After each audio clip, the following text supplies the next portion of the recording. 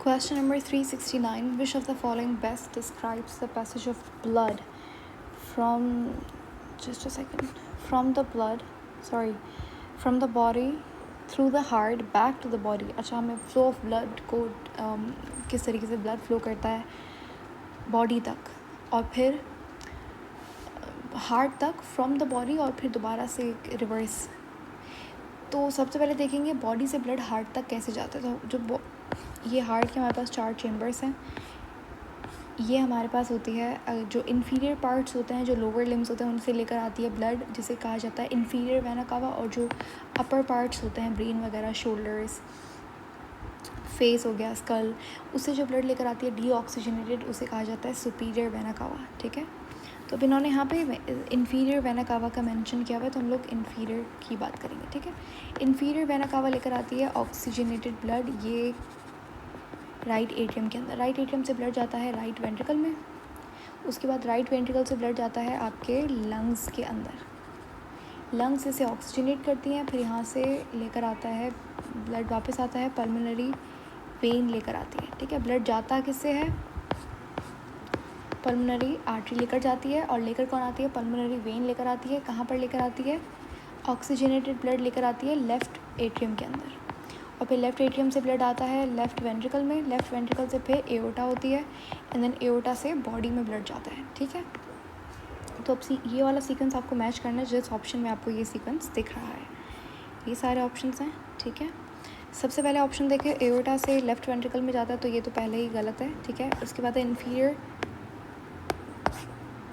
Inferior vena cava से blood जाता है लेफ़्ट एट्रियम में, विच इज़ स्ट्रॉन्ग, क्योंकि इन्फीरियर वेना कावा से ब्लड कहाँ जाता है, राइट एट्रियम में. फिर inferior vena cava right ventricle, ये भी गलत हो गया. ठीक है.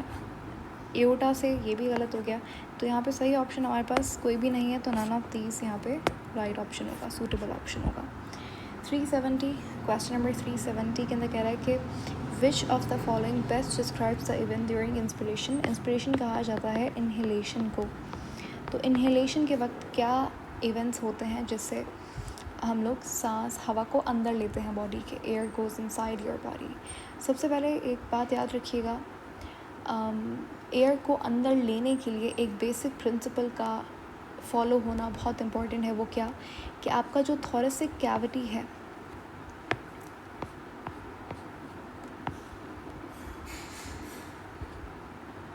ये आपका थोरेसिक कैविटी है. ठीक है. स्टर्नम है, ये सारी रिप्स हैं, यहाँ पर अंदर की तरफ क्या है, हमारी लंग्स पड़ी हुई हैं. इसको हम लोग बोलते हैं थोरेसिक कैविटी. ठीक है.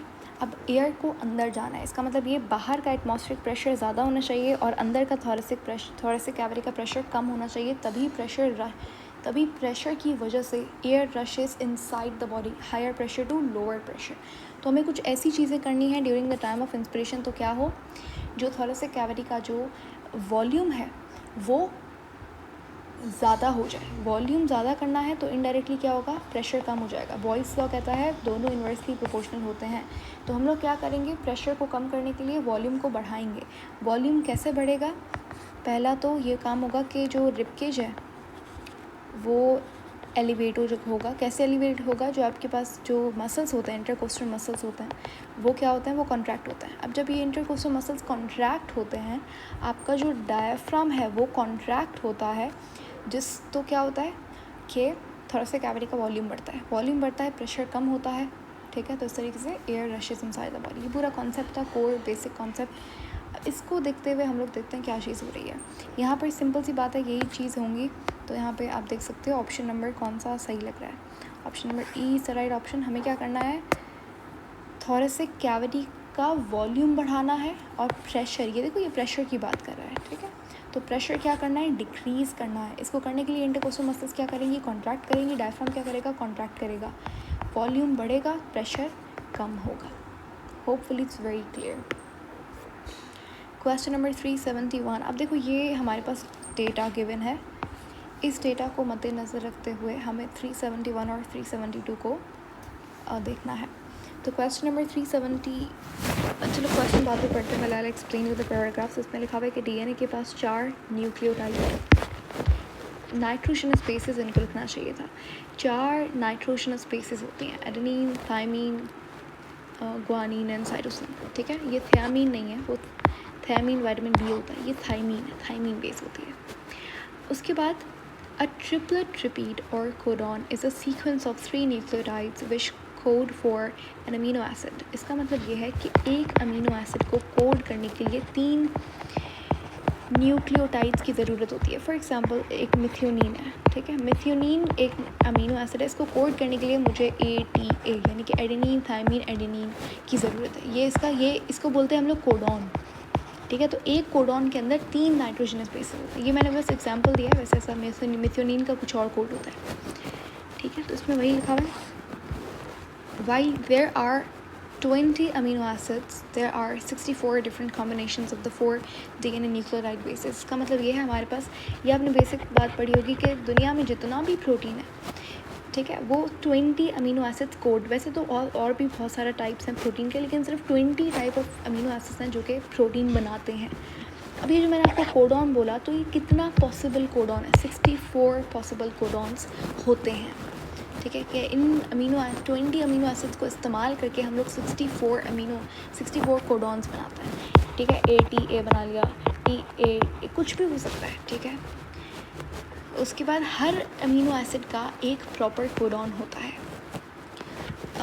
उसके बाद ये कह रहा है this means that more than one combination of 3 DNA nucleotide sequence code for the same amino acid. इसका मतलब ये है कि एक अमीनो एसिड एक से ज़्यादा कोडॉन से भी कोड हो सकता है। नहीं समझ आया, एक एग्जांपल देंगे और इसके बाद आपको बहुत क्लियर हो जाएगा what I am trying to say.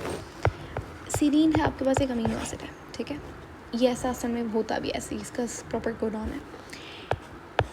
Serine हमारे पास एक अमीनो एसिड है। अब सीरीन का कोडॉन होता है TCT, लेकिन इसके अब ये स्टेटमेंट के अंदर वो कहना ये चाह रहा है कि इसके अलावा भी सीरीन TCC से भी कोड हो सकता है, TCA से भी कोड हो सकता है, TCG से भी कोड हो सकता है। ये हमारे DNA की स्पेशल प्रॉपर्टी है, ठीक है। और ये बहुत अच्छी बात है कि एक अमीनो एसिड इतने सारे कोडॉन से कोड हो सकता है। इससे क्या फ़ायदा होगा, इसका ये फ़ायदा होगा कि अगर कोई म्यूटेशन भी आ जाती है, समझ लीजिए T की जगह पे A लग जाता है, तो वो क्या होगा, सीरीन ही बनेगा, क्योंकि अभी मैंने बोला TCT भी है और TCA भी है। तो ये DNA की बहुत अच्छी प्रॉपर्टी होती है, इससे बहुत सारी डिजीज़ या फिर प्रोटीन ख़राब होने से बच जाता है, ठीक है। तो हमारा DNA बहुत एफिशिएंटली काम करता है। ये पॉइंट बहुत इम्पॉर्टेंट है, बेसिक सा कॉन्सेप्ट है लेकिन बहुत इम्पॉर्टेंट है, ठीक है। होपफुली आपको बहुत अच्छे से समझ आ गया होगा कि एक अमीनो एसिड आपके पास डिफरेंट कोडॉन से कोड हो सकता है। और इसका ये फ़ायदा है कि समझ लीजिए मेरे पास T लगानी थी नाइट्रोजनस बेस और मैंने उसकी जगह पे A लगा दी, हमारे बॉडी के अंदर A लग गई, तो क्या होगा कि कोई गलती नहीं हुई, ठीक है। म्यूटेशन आ सकती थी लेकिन आई नहीं, क्योंकि TCA से भी सीरीन कोड हो सकता है, तो सीरीन ही आके लगेगा वहाँ पे, प्रोटीन सही बनेगा, ठीक है।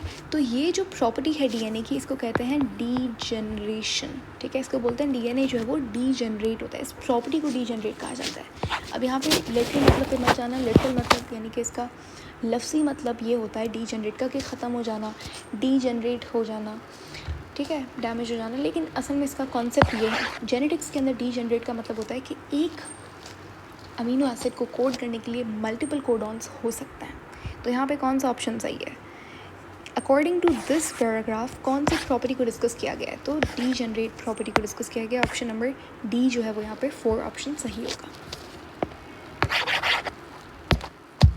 आगे वाले क्वेश्चन पे चलता है, क्वेश्चन नंबर 372, ये भी इसी पैराग्राफ से रिलेटेड क्वेश्चन है। तो 372 के अंदर वो बात कर रहा है, तो होपफुली आपको डीजनरेट समझ आ गया कि डीजनरेट नेचर एक कोड का क्या होता है, कि हमारे पास ये जो म्यूटेशन आती है इसके इफ़ेक्ट को कम करने के लिए डीजनरेट प्रॉपर्टी बहुत इंपॉर्टेंट होती है, ठीक है। Question number 372, which type of mutation does the described property protect against the most, यानी कि किस तरीके की प्रॉपर्टी जो है वो म्यूटेशन के अगेंस्ट काम करती है। तो यहाँ पर आप ऑप्शन देखो, एन इंसर्शन, यानी कि कौन सी प्रॉपर्टीज़ इनमें से म्यूटेशन को अवॉइड करती है। इंसर्शन, जहाँ पे एक सिंगल न्यूक्लियोटाइड इंसर्ट होता है, ठीक है। A point mutation where a single nucleotide is replaced for another, यानी कि एक न्यूक्लियोटाइड को हम लोग रिप्लेस करते हैं। ये सारी प्रॉपर्टीज़ हैं, आगे आप जेनेटिक्स में पढ़ोगे। फिर है डिलीशन। डिलीशन में क्या होता है कि अ सिंगल न्यूक्लियोटाइड इज़ डिलीटेड।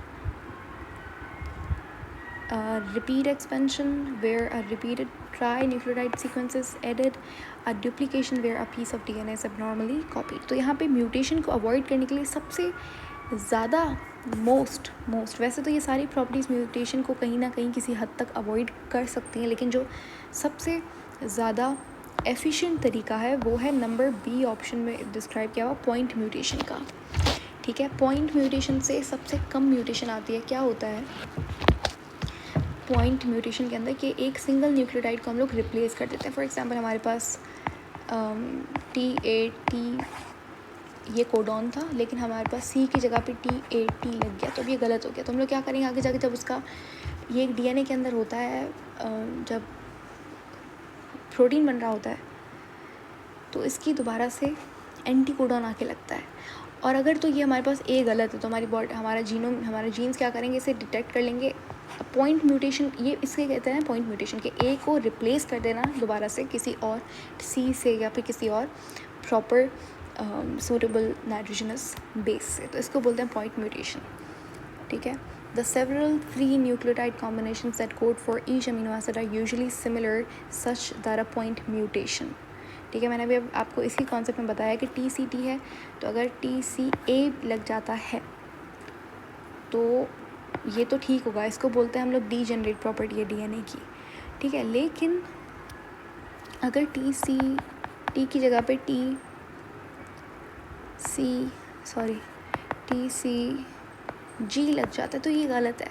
यहाँ पे फिर हम लोग पॉइंट म्यूटेशन के थ्रू इस G को रिप्लेस करेंगे।